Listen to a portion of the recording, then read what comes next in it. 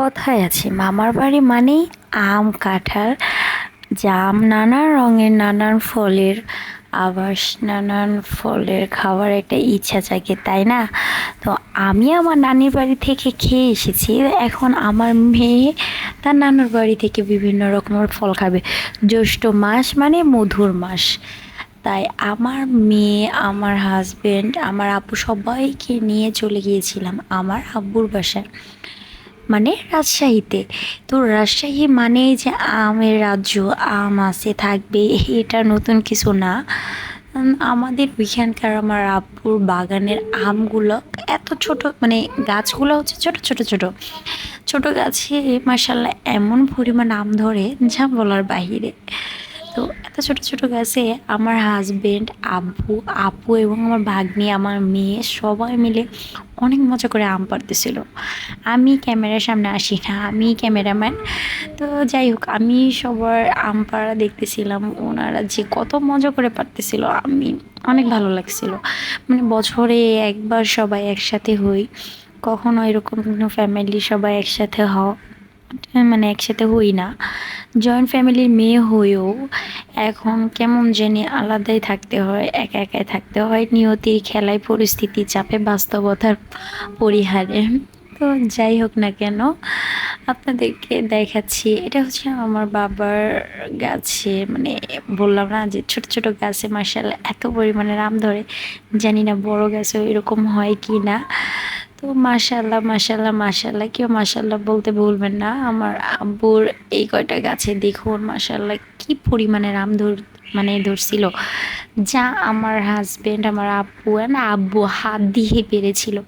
তো এটা ছিল রূপালি আম। রূপালি আম আমরা সবাই কম বেশি খুব পছন্দ করি। যারা যারা রূপালি আম আরও কত আম খাইতে পছন্দ করেন আমাকে কমেন্টে জানাবেন, অবশ্যই অবশ্যই জানাবেন। তো সব রকমেরই আম কিন্তু খাই আমরা। আমার আব্বু কিছু গাছ লাগাইছে, রূপালি, হাড়িভাঙা, তারপর গোপালভোগ, এটা সেটা নাম না জানা, আমি এত নাম জানি না, আমি শুধু খাইতেই জানি, নাম জানি না। তো তারপর এখানে রূপালি আমটা ধরছে আমার হাজবেন্ড, যে কত মজা করে নামাচ্ছিল, যে গাছে উঠে নামানোর এক মজা, আর এটা হচ্ছে নিচ থেকে গাছে এর ফল পেড়ে পাড়ার আরেকটা মজা। মাঝখানে আমার আম্মু একটু একটু খেয়ে উঠাইতে যায়, মানে আমার হাজবেন্ড আর আমার আপু মিলেই সমস্ত আমের গাছের আম শেষ করে ফেলে। এটা রূপালি আমটা দেখছেন, মানে সাইজটা এত সুন্দর হয়। আমাদের ওইখানকার জিনিস কি আছে, আমগুলোতে না কোনো আঁশ হয় না, যার কারণে আমগুলো এতটা মিষ্টি আর এতটা মধুর, কি বলবো আর বলার বাহিরে। এই যে আপু আমাকে সব কয়টা আম দিচ্ছিল। আসুন না দেখি আর কত রকমের আমের গাছে আম আছে। রূপালিটাই একটু বেশি পছন্দ করে আমার হাজব্যান্ড, যে মানে পেয়ে মানে এতক্ষণ ধরে শুধু একটা গাছই পারবে। তো নেক্সট এই যে দেখতেই পাচ্ছেন, আমি একটু মাঝে একটু দেখে নিলাম হাত ধরে, মানে হাতেও যে ছোঁয়া যাচ্ছে মাটি থেকে দাঁড়ায়, এটা কত যে আনন্দের তাই না? এটা মজা করে পারতেও খুব আনন্দ হয়। কিন্তু এই যে আমাদের গ্রাম, মানে গ্রামে আসলে গ্রামের জিনিস খাবো, কত মজা করব, এটার আনন্দ ফিলিংসটা অনেক বেশি। আমি কয়দিন পর পর যাইতে পারি না, বছরে একবার যাইতে হয় আমার বাবার বাসায়, কারণ বাবার বাসা অনেকটা দূর। তাই সবসময় সময় করতে পারি না, সব কিছু পড়াশোনা প্লাস বাচ্চা কাচ্চা সব কিছু নিয়ে সময় করে হয় না। এরপরও বছরে আমের লোভ সামলাতে না পেরেও চলে গিয়েছিলাম এই বছর। তো দেখতেই পাচ্ছেন আমাদের কত রকমের আম হয়েছে। আচ্ছা, কথা না বাড়িয়ে আপনাদেরকে দেখাইতে দিই। তো চলুন আপনারাই দেখে নিন কত রকমের আম পাড়তেছিল।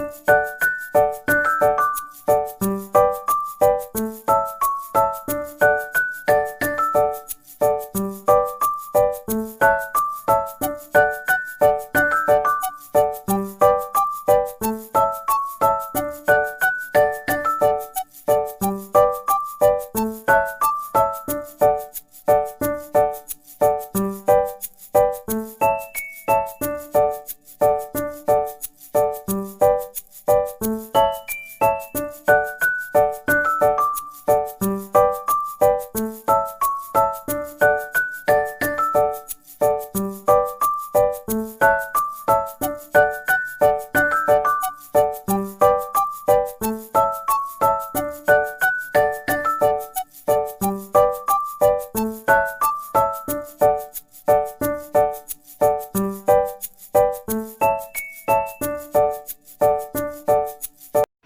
কি আম? আপনারা কি চিনতে পারতেছেন?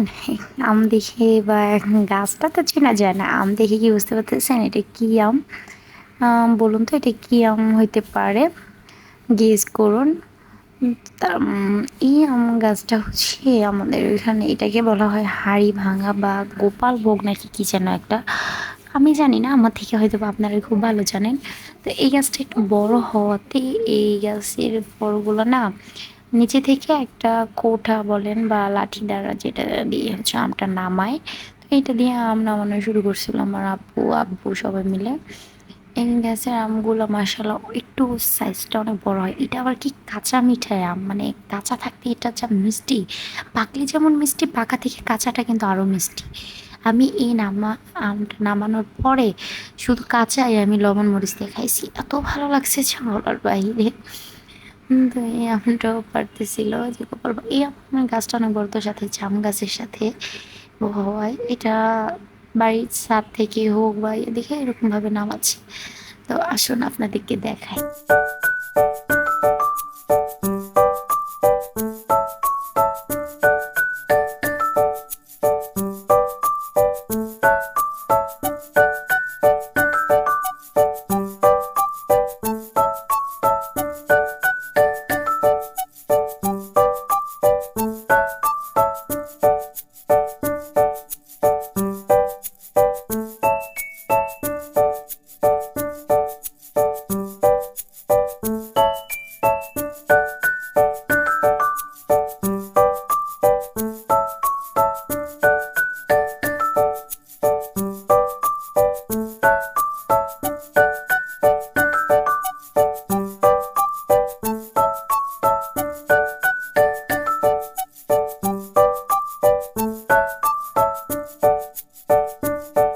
আমার হাসবেন্ড কিন্তু ওর শ্বশুর মানে আমার আব্বুর সাথে এরকম মাটি থেকে আম মানে পাড়তেছে, সে কিন্তু খুব এনজয় করতেছে। যদিও আমার শ্বশুর বাড়ির যত আম গাছ সবগুলো অনেক বড় বড়, গাছে না উঠে পারা যায় না।